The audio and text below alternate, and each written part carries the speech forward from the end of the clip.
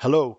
Whether you are doing business in a B2C or a B2B context, the cooperation between parties is ideally established and formalized by means of an agreement or a contract. In the context of customer service, Dynamics 365 Customer Engagement provides contract management and entitlements out of the box. But for sales, this is different. There is no such standard contract management feature. But luckily, Dynamics 365 and the Power Platform include a lot of tools and features that can be leveraged to customize the standard applications. And this is exactly what we have done. In this video, we want to show you two things. Firstly, how we responded to the missing sales agreement feature by building our own custom sales agreement. And secondly, how we have extended this custom sales agreement with a custom and dynamic approval management process. Let's have a look in Dynamics 365. So here in the left navigation pane, you see agreements next to the standard out of the box sales entities, leads, opportunities, and competitors. If I click on agreements, from here I can create a new agreement, and let's just create a new distributor agreement. A distributor agreement with our distributor districts. And here I can specify the agreement type. You see a predefined list of potential agreement types where we can select from. And for now, we will select distributor agreement. We can also choose an agent agreement, commission agreement, customer agreement. It's a list that is fully customizable. But for now, we choose distributor agreement. We link it to our distributor districts. We fill in a start date, the 1st of May this year, and this will end somewhere next year, the last day of April. So we hit the save button. We're still in the drafting phase. You see here a business process flow going from drafting stage to approval to execution. So in the drafting phase, we've done all our preparations. The only thing we still need to do is uploading our distributor agreement document.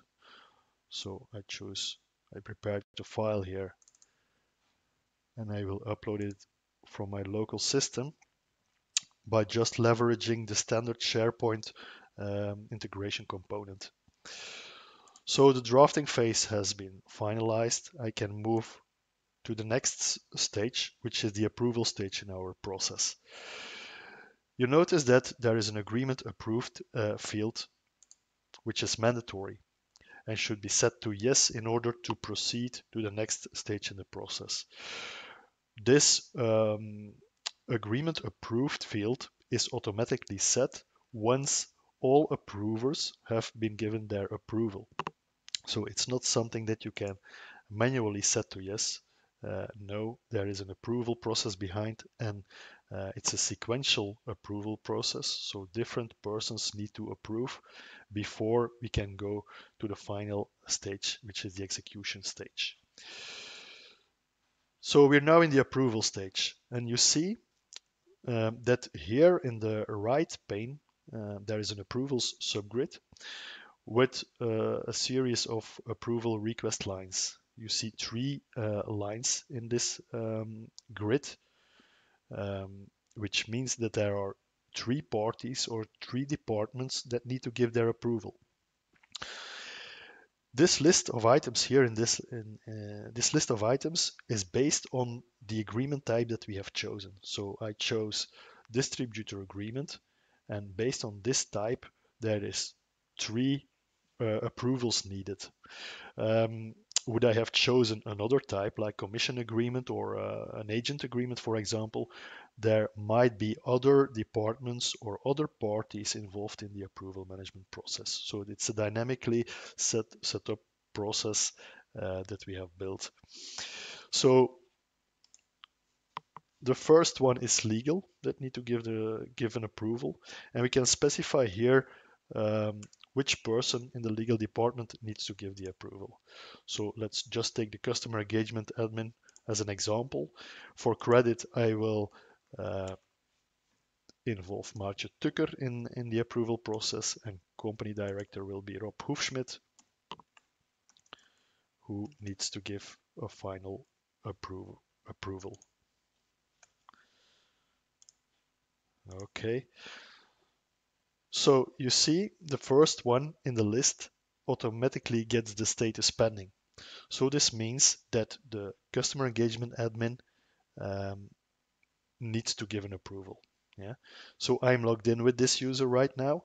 So if I click here in the left navigation pane on approvals, I see in my pending approvals list that indeed there is an agreement waiting for my approval.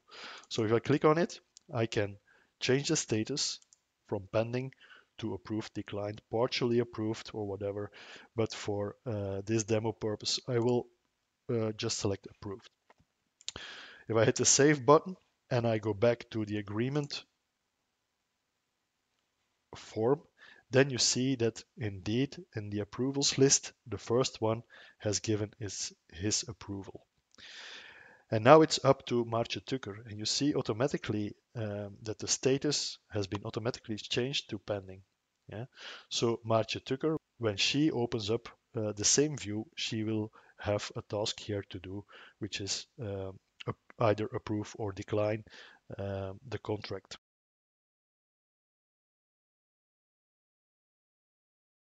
Okay, so now everyone has given their approval. You see in the list that all three parties, all departments have given approval. So the contract has been approved. And if I now click on the process, the business process flow, you'll notice that the agreement approved has been set to yes. So the only thing we need to do is give an indication whether the agreement has been signed or not. It's also a mandatory step in our process to proceed to the final execution stage. So I click on the next stage button, and indeed we are now in execution, and we can just finish our process to complete. So this is how we at Cehica built our own custom sales agreement and dynamic approval management process as an extension. I hope this video was useful for you guys. Thanks for watching and see you soon.